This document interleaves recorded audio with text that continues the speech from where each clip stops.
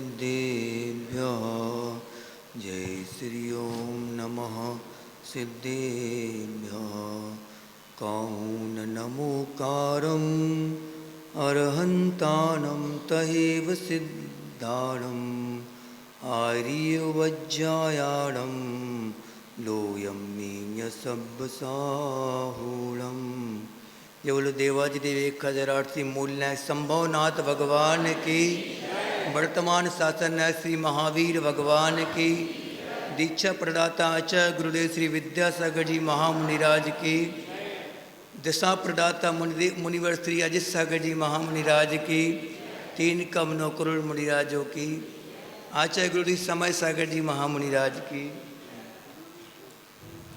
ओम मुनि श्री 108 निराग सागर जी महाराज की जय। एलक श्री 105 विवेकानंद सागर जी महाराज की जय। अभी कुछ समय पहले यहीं की बात, तलवाड़ा की बात है। एक बच्ची मेरे पास आई अपनी माँ के साथ और उसको कहीं बाहर जाना था, तो उसने अपने पिता से बोला कि मुझे मुनिराज के दर्शन करा दो।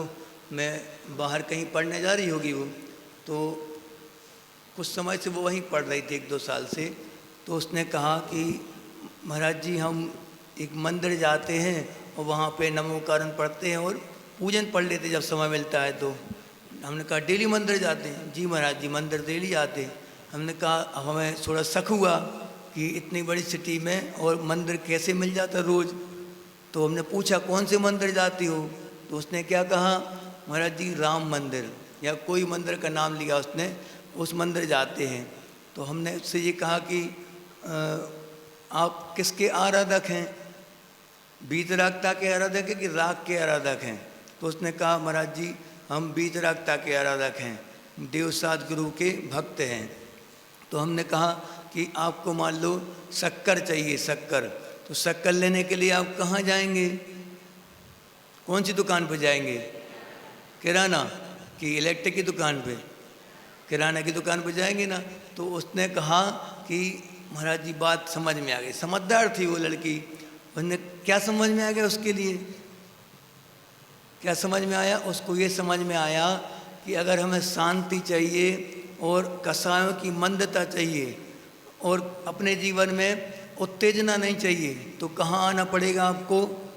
जो संवेग को धारण कर चुके हैं, जो संवेग के परम शिखर को पहुंच चुके थे, उनकी शरण में हम जाएंगे। आवेग से बचने के लिए महाराज जी ने क्या बताया? आवेग से बचने के लिए किसकी शरण लें? संवेग के धारियों की शरण लेना चाहिए, ना कि जो हमेशा उत्तेजित करते रहते हैं, जिनकी बदला लेने के भाव हथियार अपने पास हमेशा रखते हैं, अपनी सुरक्षा के लिए जो हथियार रखते हैं, औजार रखते हैं अपने पास, तो वो दूसरों की रक्षा क्या करेंगे? दूसरों की रक्षा तो वो करेगा जो 3 लोक के प्राणियों को जिन्होंने अभयदान दे दिया है कि अब मेरे द्वारा किसी भी प्राणी का कभी घात हो नहीं सकता। जिनेंद्र भगवान को देखो आप, कभी उनके पास कोई अस्त्र शस्त्र मिला कभी? कि एक प्रतिमा बन गई हो धोखे से, जिनमें 4 हाथ हो गए हों, एक हथियार लिए हो, त्रिशूल लिए अपनी रक्षा के लिए? है क्या ऐसा? देखा कभी कोई प्रतिमा? कभी नहीं मिल सकती आपको।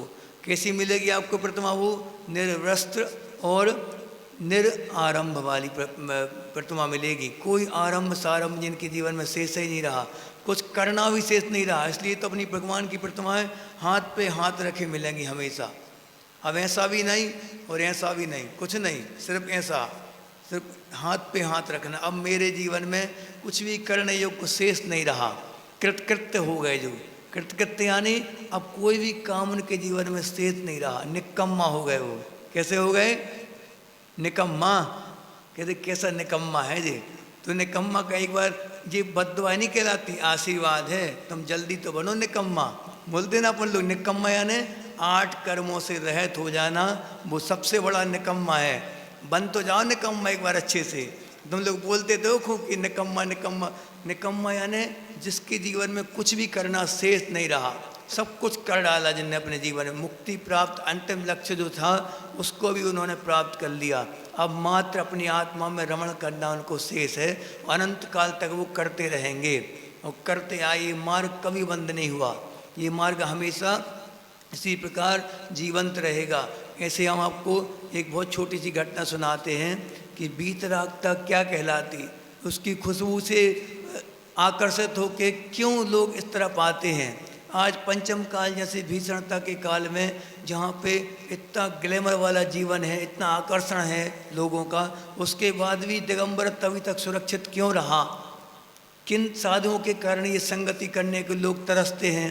मुनि बनने के लिए लोग अपनी सब कुछ निछार करने तैयार रहते, उनकी आराधना करने के लिए, उनका कोई भी क्षण ऐसा जीवन का जीने के लिए आप लोग कुछ भी करने तैयार रहते। श्रावक क्यों? ऐसे दिगंबर साधु कैसे कहलाते? दिगंबर तो क्या कहलाता, वीतरागता क्या कहलाती, इस कहानी से अपन सीखेंगे। देखो ये सच्ची घटना है, आज से करीब 1200 साल पुरानी घटना है ये, कि इस पृथ्वी पे एक मुंज नाम के राजा हुए। क्या नाम था राजा का? अच्छे से याद कर लेना। मुंज नाम का एक राजा हुआ। मुंज का एक भाई था, छोटा भाई, और मुंज की कोई संतान नहीं थी। बहुत समय हो गया था उसको राज्य करते, कोई संतान नहीं थी। लेकिन छोटे भाई के 2 बेटे थे, उसके सगे छोटे भाई के 2 बेटे थे। एक का नाम था शुभचंद्र, एक का नाम था भर्तृहरि। 2 बेटे थे उनके। तो अच्छे से दोनों भाई रह रहे थे, बहुत अच्छा राज चल रहा था। एक बार राजा मुंज घूमने के लिए नदी किनारे पहुँचे, तो वहाँ पे एक तेली खड़ा था। तेली जानते? तेल निकालने वाला जो होता वो तेली कहलाता। और तो तेली अपने हाथ में क्या एक डंडा लिए था, लोहे का बहुत बड़ा डंडा था, और कंधा पे रखा था ऐसा, और वो क्या अच्छा अकड़ के खड़ा था खूब।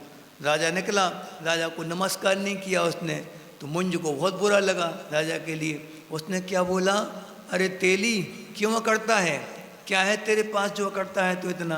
तो तेली ने क्या कहा कि मेरे पास वो शक्ति है कि आपकी पूरी सेना और आप खुद मिलके भी मेरी शक्ति का पार नहीं पा सकते। अच्छा इतनी शक्ति है, दिखाने आ जाना कल तुम दरबार में। राजा तो राजा होते हैं, बोल दिया। तो अब पूरा का पूरा राज्य के सभी लोग आए, पूरी जनता भी इकट्ठी हो गई बहुत सारी, क्योंकि देखना राजा को चैलेंज दिया है किसने? एक तेली ने, साधारण से तेली ने इतने बड़े राजा को चैलेंज दिया है, जो चक्रवर्ती के समान जिनका राज था, पूरा एक छत्र राज था उनका मुंज का। तो फिर अब जैसे ही वहाँ पे पहुँचे तो तेली पहुँचा, तेली ने क्या किया, उसको कोई विद्या सिद्ध थी।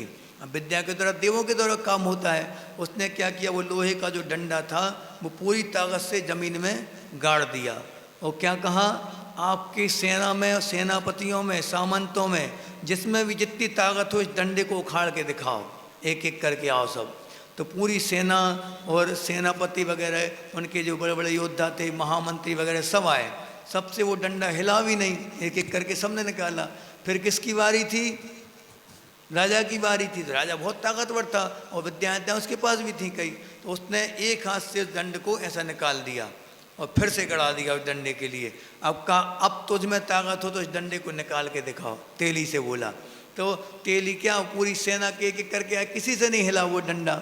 अब दोनों राजकुमार आए वहाँ पे, दोनों कौन न, दोनों 12-12, 15-15 साल के बच्चे थे वो। तो आए वहाँ पे खेलते खेलते, बड़े बड़े बाल थे उनके, अच्छे राजकुमारों के बाल बड़े होते थे पहले। तो खेलते हुए आए और वो उन्होंने कहा कि पिताजी हम इसको निकालेंगे। क्या कहा?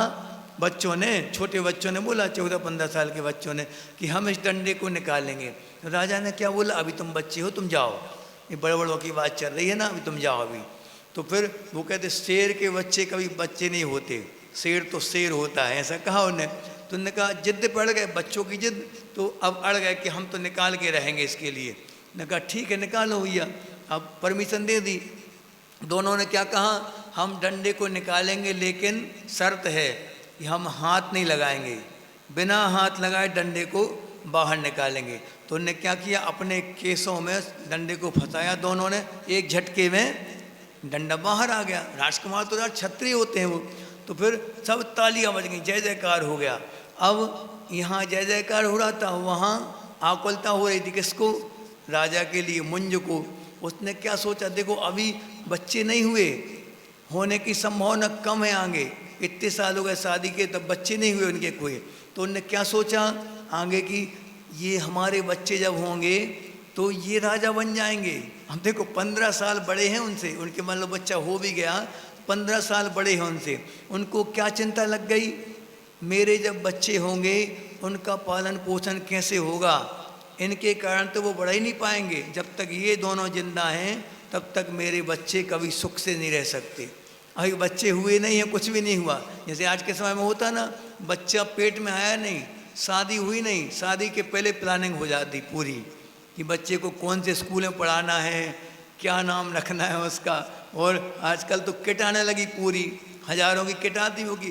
क्या कहते, डायपर वगैरह तो उन लोगों के आते हो, पूरी भोजन सामग्री उनकी सब कुछ पहले से दहेज में ला के रखते हैं लोग, पूरा पहले से होने लगा। आज का एडवांस काम है। ऐसे ही उस राजा को चिंता लगने लगी कि मेरे बच्चों का क्या होगा। तो उसने क्या सोच लिया, इन दोनों बच्चों को अपन को सबसे पहले सांप के सपोले हैं दो, इनको मारना है। इतने छोटे बच्चों को अपने पिता जैसा मानता था उनके लिए, और वो उनको पिता जैसा मानते थे बच्चे।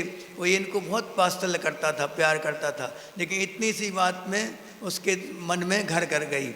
अब मंत्रियों को बुलाया, अपने खास मंत्री से बोला कि मंत्री साहब, इन दोनों बच्चों को मार दो, मानना है मुझे। तो मंत्री बिल्कुल ज़मीन खिसक गई मंत्री के पैरों के नीचे कि राजा किसी का कभी सगा नहीं होता, कभी नहीं हो सकता राजा। तो उनने क्या किया, मंत्री ने क्या किया, मंत्री ने समझदार था मंत्री, वो भी बहुत चाहता था बच्चों के लिए।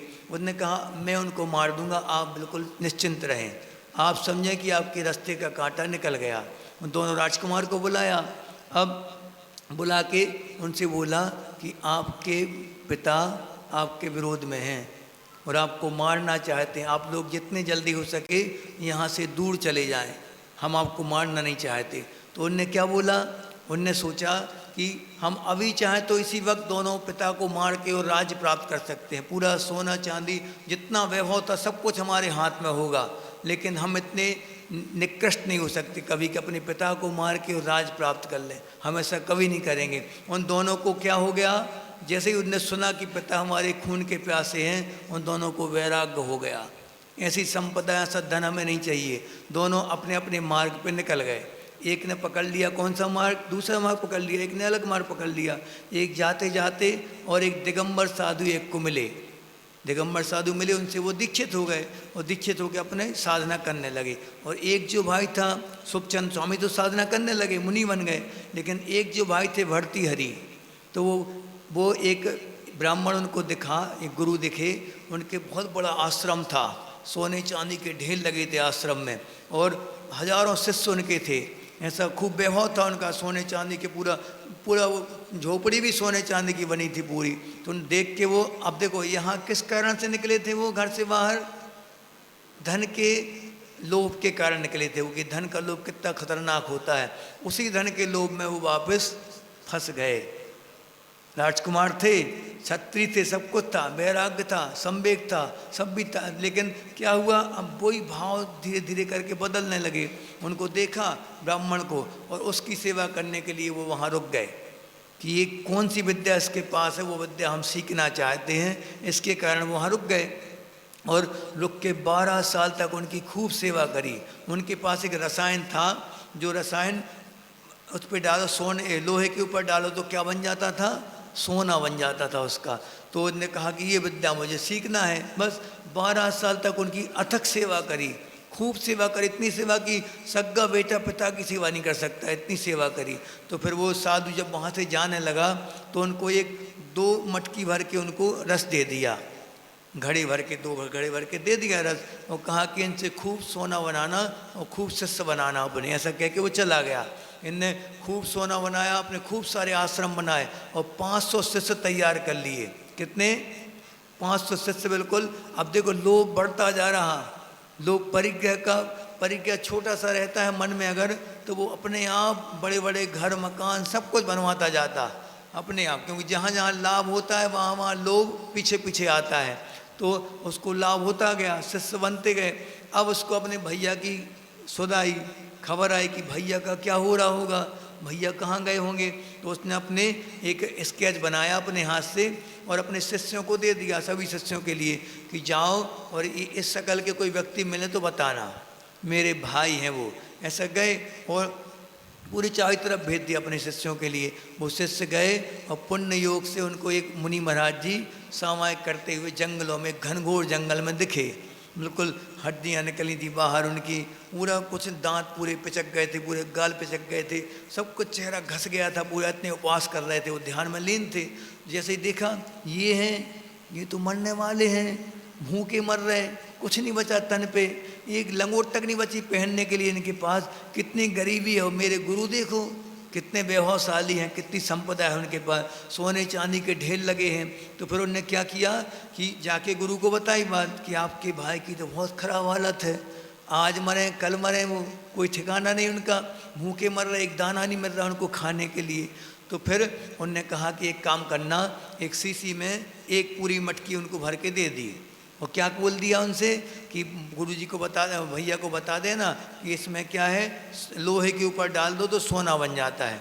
तो वो ठीक है चला गया वो शिष्य, और वो जाके बोलता है आपके भाई ने आपके लिए क्या दिया है, मटकी दी है और रस दिया है पूरा। ये इसकी विशेषता है कि इसको लोहे पे डालोगे तो क्या बन जाएगा, सोना बन जाएगा। महाराज जी बीतरागी साधु थे, परम बीतरागी। तो फिर जैसे ही उनने सुना तो फिर उनने क्या कहा, वहाँ एक चट्टान थी बहुत बड़ी, उसके पत्थर के ऊपर डाल दो। आपने अच्छे से सुना नहीं क्या, लोहे के ऊपर डालना है, कि मैंने कहा ना पत्थर के ऊपर डाल दो, तुम मेरे लिए लाए ना, डाल दो पत्थर पे।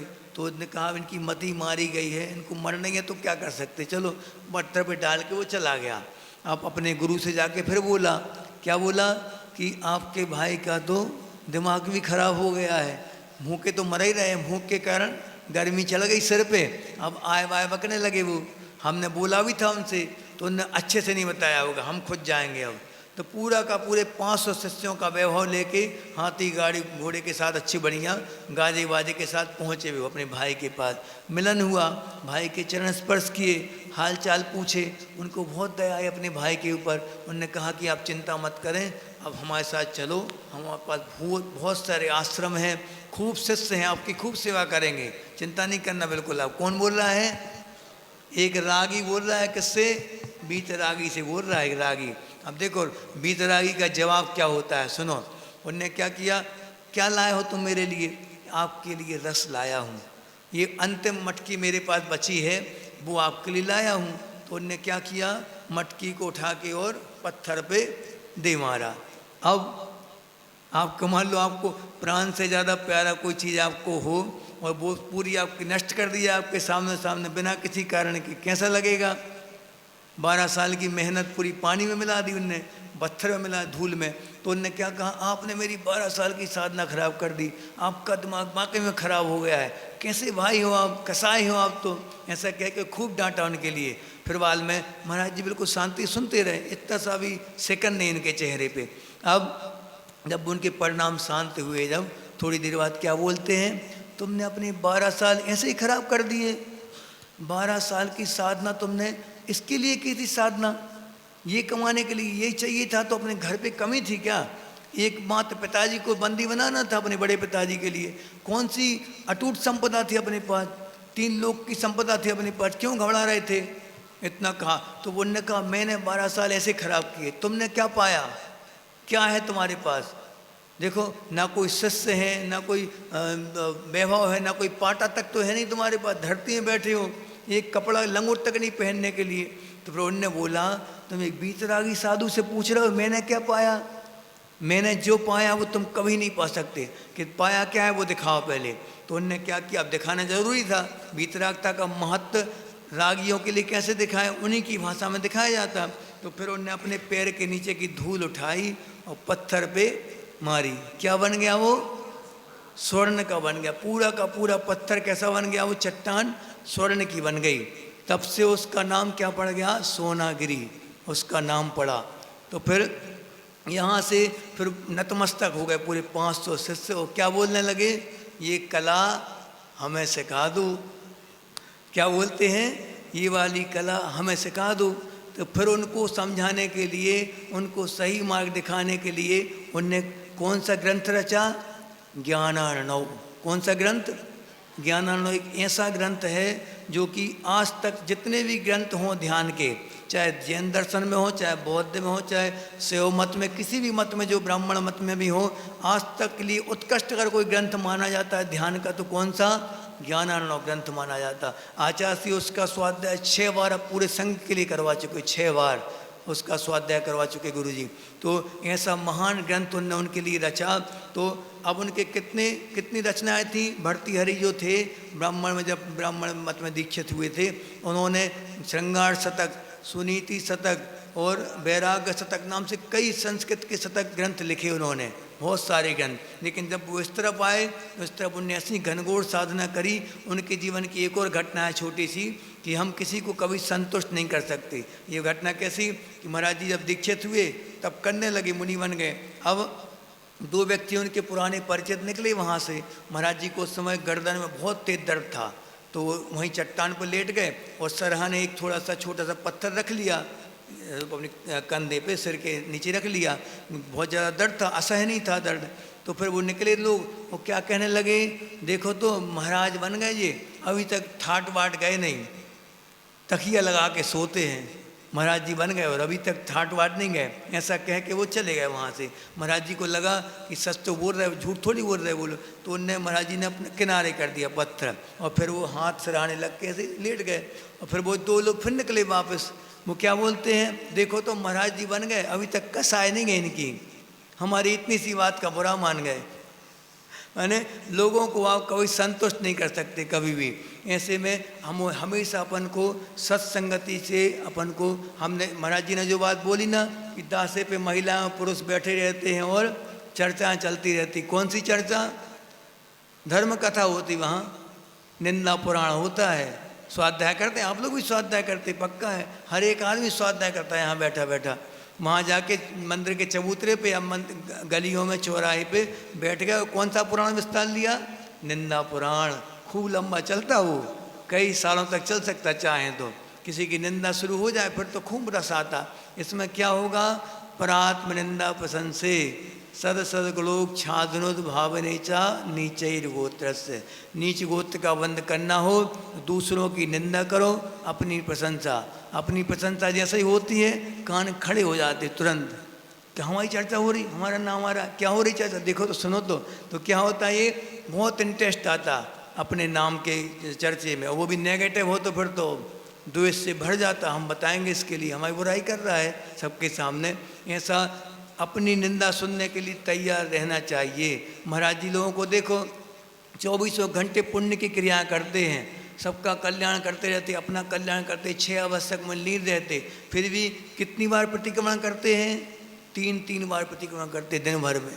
और आप लोग तो महान है भैया, आपको एक ही बार प्रतिक्रमण नहीं करना पड़ता, आप तो पापों से ऊपर उठ चुके हैं बिल्कुल, है ना? नहीं, कम से कम एक बार तो प्रतिक्रमण सबके लिए करना अनिवार्य है, चाहे व्रती हो चाहे अव्रती हो, प्रतिक्रमण तो करना चाहिए सबके लिए। क्योंकि प्रतिक्रमण करने से अपन को एहसास होता रहेगा ये गलती हम कर रहे, कम से कम गलती को गलती के रूप में स्वीकार करने की हिम्मत तो रखें। उसको बदल सकें नहीं बदल सकें, लेकिन गलती को गलती के रूप में मानो। जैसे कि रात्रि भोजन त्याग किसी का है तो 7 बजे तक खा रहा हो, तो हमने उससे पूछा भैया तुम 7 बजे तक खाते हो, फिर काय का त्याग है जी? उजाला है, शास्त्रों में लिखा है उजाला जब तक हो जब तक खा सकते नहीं। अपनी मत की पुष्टि करने के लिए आगम का झूठा अपलाप मत करो कि आगम में ऐसा लिखा है। नहीं भैया हमारी गलती तो है, मान रहे गलती हमारी है, लेकिन हम खा नहीं पाते, बात अलग है। लेकिन होना तो ऐसा चाहिए कि सूर्य अस्त होने के 48 मिनट पहले अपन खा लें। वो कहलाता है सच्चा श्रावक, वही कहलाएगा कि जो अपनी गलती को स्वीकार करके और सुधार के दृष्टिकोण से आगे बढ़े। ऐसे अपना जीवन बने कि हम भी धीरे धीरे करके अपनी गलतियों को सुधारते जाएं और ऐसे गुरुओं के चरणों में अपना गलतियों को समर्पित करते जाएं और उनसे क्या लेते जाएं? अच्छाइयों को और अच्छे अच्छे व्रतों को उनके अपने जीवन में अंगीकार करें। आज के जीवन से ये प्रेरणा लेना कि छोटे छोटे व्रत भी आप लेते जाएंगे अगर, तो वो व्रत भी आगे चल के महावृक्ष का रूप धारण करेंगे। ऐसे हमारे जीवन में हुआ। सबसे पहले हमने कोई नियम लिया था तो किससे लिया था? महाराज जी से लिया था। सबसे पहले अपने जीवन में कोई नियम लिया था 2003 में महाराज जी का चतुर्मास पथरिया में हुआ था। जब से हमारा जीवन की दिशा बदली, दशा बदली पूरी। और सबसे पहले महाराज जी ने हमें नियम दिया था पाठशाला पढ़ाने का। तो पाठशाला पढ़ाते पढ़ाते फिर ये जीवन में ऐसा परिवर्तन आया कि आप स्वयं भी पाठशाला पढ़ाने योग्य बन गए और आगे चल के बच्चों के लिए आदर्श बन गए। सब बच्चों के लिए आदर्श कौन होते? देव, सात तो गुरु। ऐसे आदर्श हम सबके जीवन में इन्हीं मुनियों की शरण लेके आए। आपके जीवन में पहली बार कोई मुनि आए हैं तो आप लोग भी जितना लूट सको लूटना दोनों हाथों से। इसी भावना के साथ बोलो भगवान महावीर स्वामी की जय। ओम। पूज्य गुरुदेव मुनि श्री अजय सागर जी महाराज के चरणों में सभी लोग नमोस्तु निवेदित करते हुए निवेदन करेंगे। हे महाराज से अपनी मंगलमय वाणी के द्वारा हम सभी को